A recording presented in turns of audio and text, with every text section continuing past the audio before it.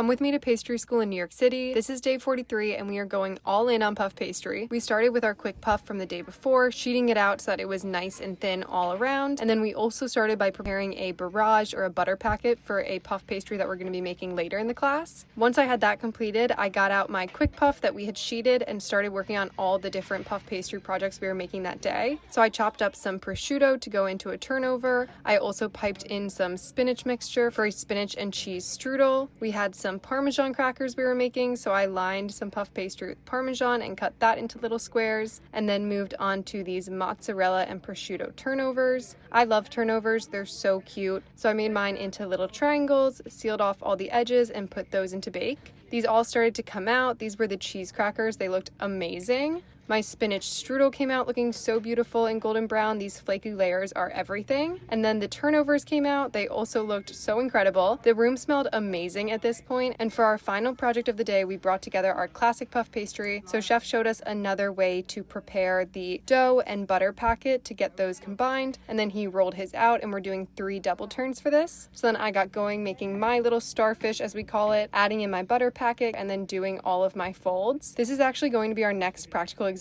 so we really need to know how to do this. And overall, it went pretty well for my first time, but stay tuned for the rest of the puff pastry classes.